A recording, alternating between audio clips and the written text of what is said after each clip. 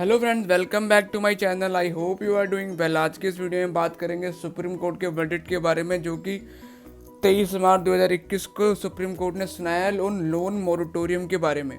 मैं बताना चाहता हूं कि जिन लोगों ने लॉकडाउन के दौरान अपनी पर्सनल लोन, हाउसिंग लोन और कार लोन्स की ईएमआई और अदर लोन्स की ईएमआई टाइम से नहीं पे कर पा रहे थे, उन्होंने मोरेटोरियम का फ़ायदा लिया था और मोरेटोरियम की सर्विसेज का फ़ायदा लिया था और उन्होंने अपनी ईएमआई 6 महीने या 3 महीने के लिए स्टॉप कर दी थी। उन लोन्स के ऊपर बैंक उनकी ईएमआई के ऊपर इंटरेस्ट चार्ज कर रही थी, जो कि लोगों ने ये बोला था बैंकों को कि अगर सरकार मोरेटोरियम दे रही है तो इसका क्या फ़ायदा। अगर सरकार मोरेटोरियम दे रही है और उसके ऊपर इंटरेस्ट चार्ज कर रही है तो उस मोरेटोरियम देने का क्या फ़ायदा। तो बैंकों को इसके लिए काफ़ी प्रॉब्लम भी हुई थी। तो पब्लिक ने सुप्रीम कोर्ट में एक पिटीशन फाइल कर दी थी, जिसकी जो हियरिंग चल रही थी, उसकी जो लास्ट हियरिंग 23 मार्च 2021 को हुई और सुप्रीम कोर्ट ने पब्लिक के फेवर में फैसला सुनाया और ये बोला कि जिन लोगों ने मोरेटोरियम लिया था उनको ईएमआई के इंटरेस्ट के ऊपर इंटरेस्ट जो बैंक लगा रहा था वो बैंक इंटरेस्ट चार्ज नहीं करेगा। तो बैंकों ने सुप्रीम कोर्ट को बोला कि अगर ये इंटरेस्ट हम चार्ज नहीं करेंगे तो बैंकों को ये लॉस हो जाएगा।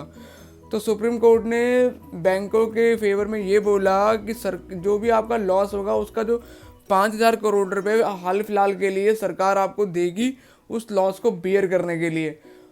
एक्सपर्ट्स के अकॉर्डिंग, ये जो एक्सपर्ट्स बता रहे हैं, फाइनेंशियल एडवाइज़र, फाइनेंशियल एक्सपर्ट जो बोल रहे हैं, वो कह रहे हैं कि सरकार को 5 से 7,000 करोड़ रुपए और देना पड़ेगा इस लोन्स के ईएमआई के इंटरेस्ट को पे करने के लिए। आगे मैं बताना चाहता हूँ कि सुप्रीम कोर्ट ने एक प्राइवेटाइजेशन के ऊपर में भी एक कुछ बोला नहीं, लेकिन एक बात बताना चाहता हूँ। सुप्रीम कोर्ट ने जो प्राइवेटाइजेशन 12 बैंकों का जो प्राइवेटाइजेशन होना है उसके लिए ये बोला कि सरकार और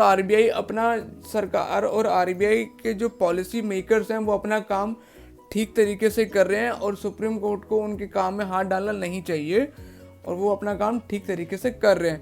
नेक्स्ट, सुप्रीम कोर्ट ने ये बताया कि जो भी पब्लिक सेक्टर बैंक जो थे उनके जो 45% क्लाइंटों ने मोरेटोरियम का फ़ायदा उठाया था और इसी तरह प्राइवेट सेक्टर के जो क्लाइंट्स थे उनके 35% जो क्लाइंट थे उन्होंने मोरेटोरियम का फ़ायदा उठाया। इसी तरह स्मॉल फाइनेंस जो बैंक है उसके 26% जो क्लाइंट हैं उन्होंने मोरेटोरियम का फ़ायदा उठाया था। इससे आप पता लगा सकते हैं कि कितने सारे लोगों ने मोरेटोरियम का फ़ायदा उठाया था, तो बैंक को कितना बड़ा लॉस हो सकता था। लेकिन सुप्रीम कोर्ट ने ये लॉस सरकार के ऊपर डाल दिया।